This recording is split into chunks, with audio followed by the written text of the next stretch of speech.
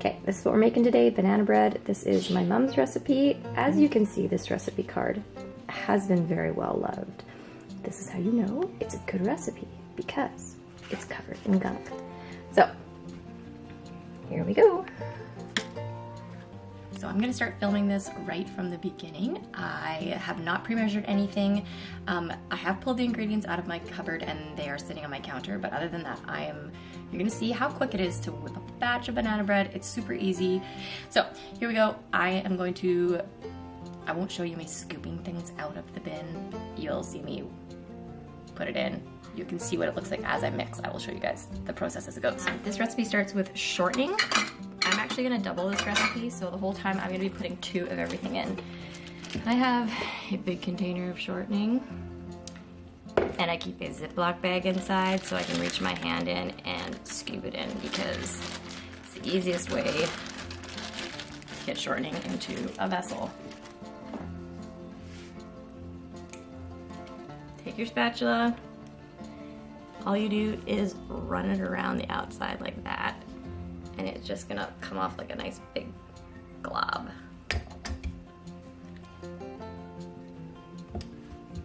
And again, I literally just like smush with a Ziploc bag until it's all in there.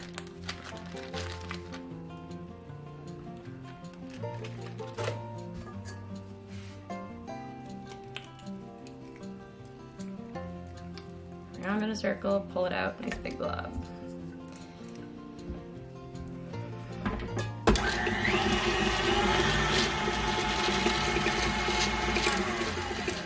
Okay, it's just been mushed around a little bit. Haven't done anything fancy to it.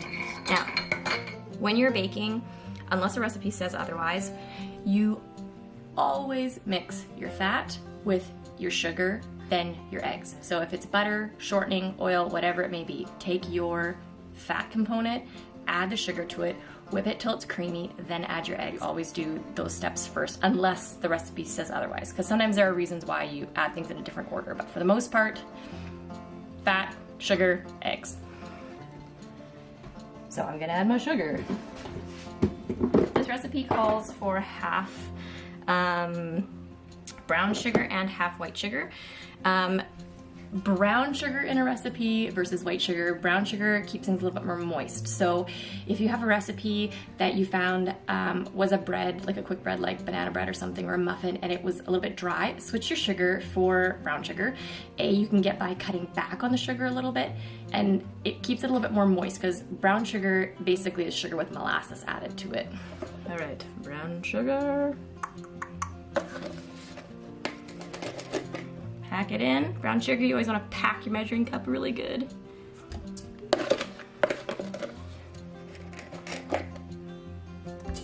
Two.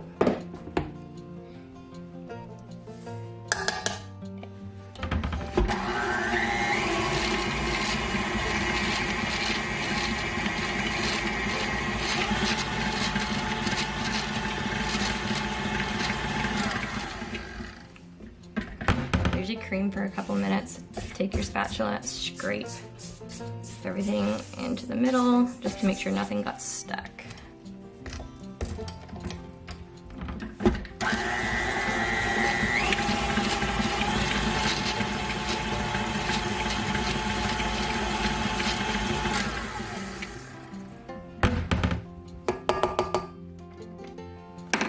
All right, eggs.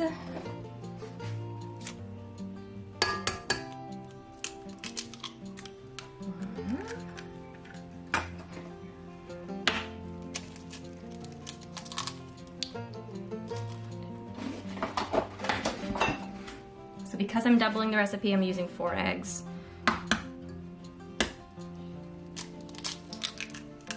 Local farm eggs that don't crack as nicely.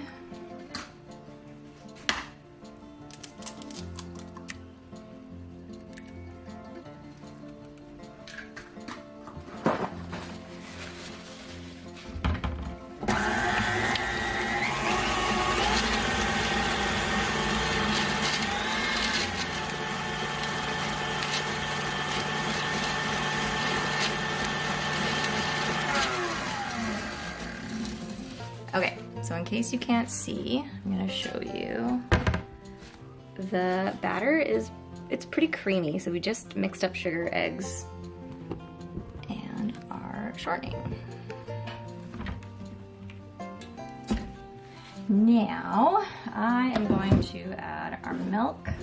Just requires a little bit of milk. You can totally use a dairy-free option, like almond milk works really good. Soy milk you can use, coconut milk works really good too, then you have a little bit of a coconut flavor.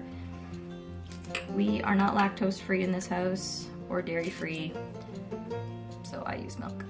Just a little mix.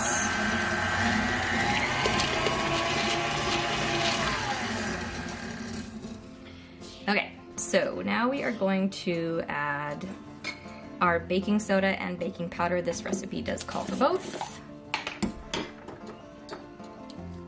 Baking powder is 1 1/4.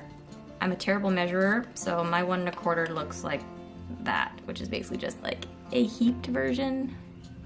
You can see sideways. I'm too lazy to pull a 1/4 spoon out. Baking, you know, you need to be precise, but there's some give and take on things like muffins and quick breads like banana bread and lemon loaf and stuff. Don't stress if you accidentally put a little bit too much or a little bit too less.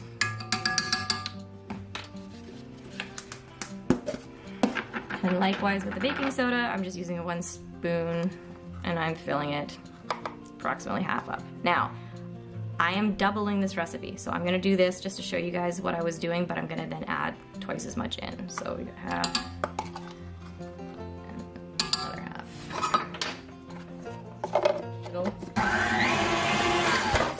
Banana time. I'm dealing with some pretty ripe bananas here. Ooh, so I'm just gonna do this and just start dumping bananas. If you are a pre-masher, more power to you. I am not. I'm all for not wasting any more bowls than I have to. Put it in the mixer.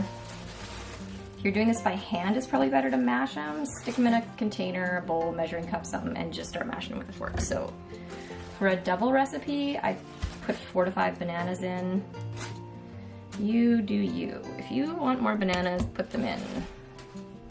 I wouldn't do more than, say, 3 bananas per recipe if they're good sized bananas.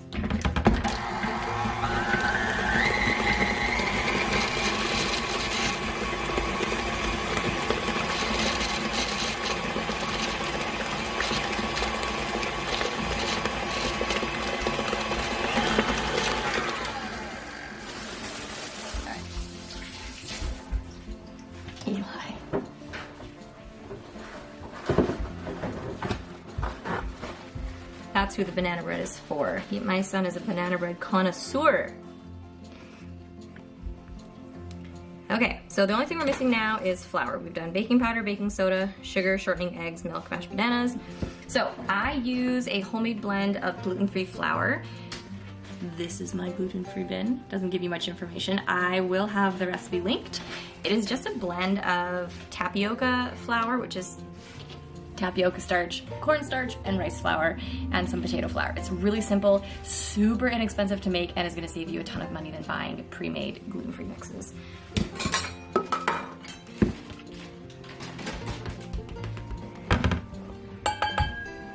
So 3½ cups of flour because I had 1 3/4 and I'm doubling it.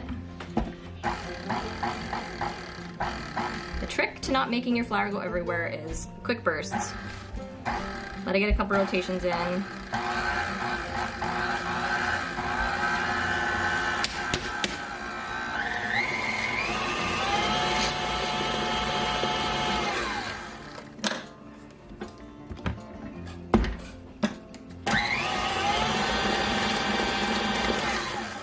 Okay, so I'm gonna add a little bit of chocolate chips to this guy. We went to the Gluten Free Expo and they gave us a whole bunch of fun samples. So these are mini chips from Good Life.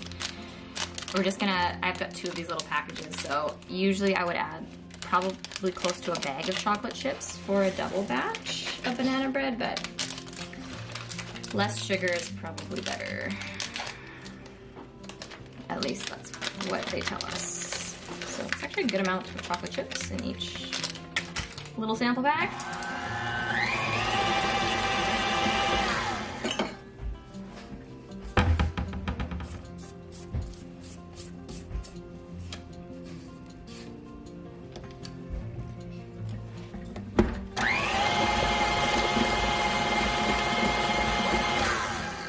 With this recipe, you can add whatever else you want at this point. You could add coconut, you could add nuts, you could add chocolate chips, you could leave it all out. You don't have to add an extra ingredient for this recipe to work. It's a really, really flexible banana bread recipe, and as you can hear, my thing is very close to my cabinet.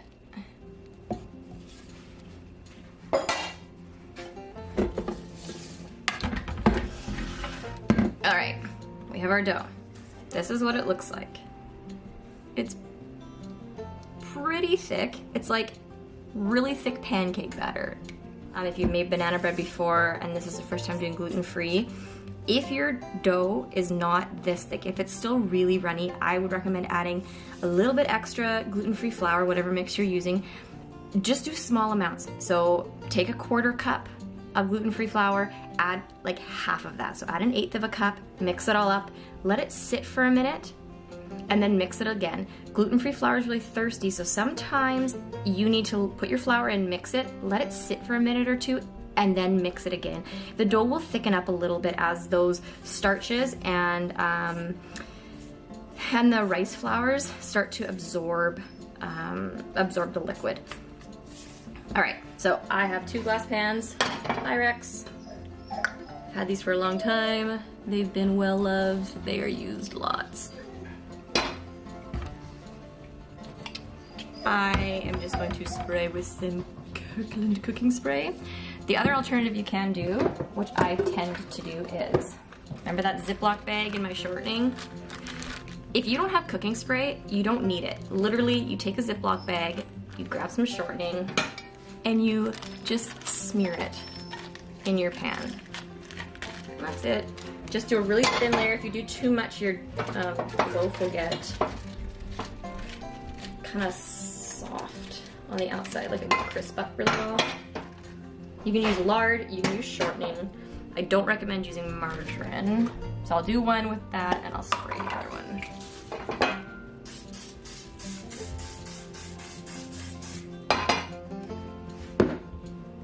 All right.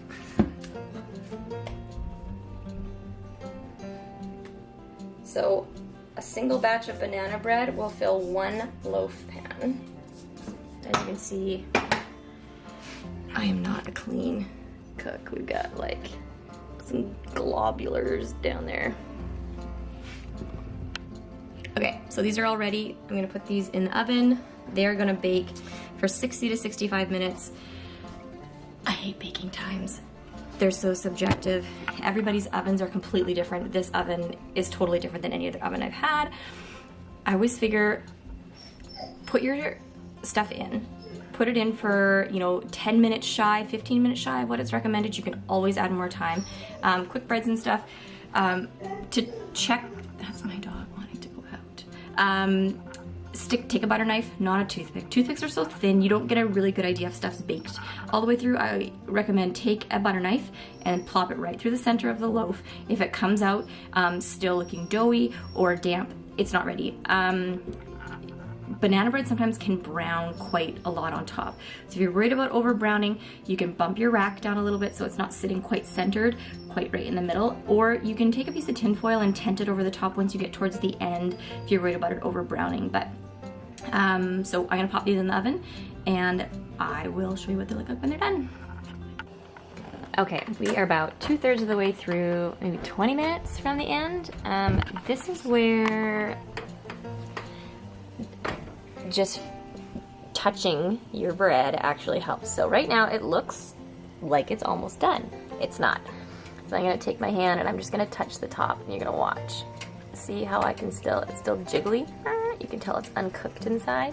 So this is where you can just kind of start to do this. When you start to touch it and then it's quite firm, you'll know, okay, now it's ready to put a knife in. At this point, it's just gonna be globby inside. There's no point in even putting a knife in. We know it's not done. So it looks can be deceiving. Always touch it with your hand first. Put a little pressure.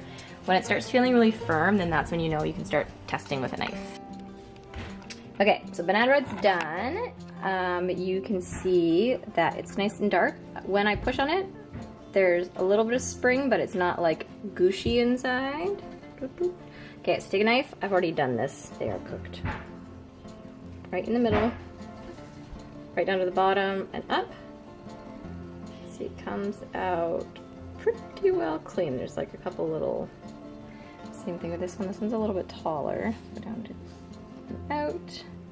So just a tiny, tiny little bit of crumbs. Nothing gooey. And our loaves are done. So I'm gonna let them sit for just a few minutes and then I'm gonna pop them out onto a rack and let them cool. If you let banana bread cool in the pans the whole time, that any type of spray you've used or shortening will actually keep the outside of the dough kind of feeling a little moist, and I don't care for that. So I let them cool for a while until I know the loaf isn't gonna fall apart, and then I pop them out and put them on a pan, and I will show you that after. Okay, we are going to do the dreaded taking the loaf out of the pan. Okay, here's our loaf. Here is a knife. We're gonna take this, we're gonna run it just gently along the edge of the pan. Make sure it's not stuck anywhere. If you've greased your pan good, you probably don't need to do this, but it's kind of habit. It's for me. Put on your gloves.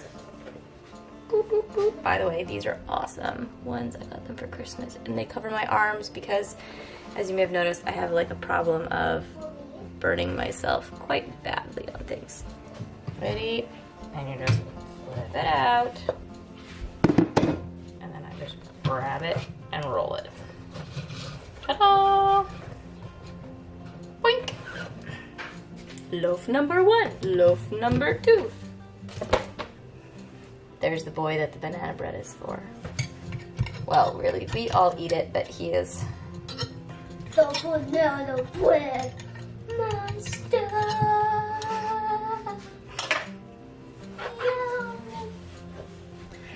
Alright, and we're just gonna dump it out on the top. Flip it over. Flip it over. Ta-da! We have 2 nice loaves of gluten-free banana bread. They're beautiful golden brown. Cut through here. Okay. So we have, I just want to show you, gluten-free does not have to be gross. Look at that. It's got perfect texture. It's all baked all the way through. It's set up really nicely. And we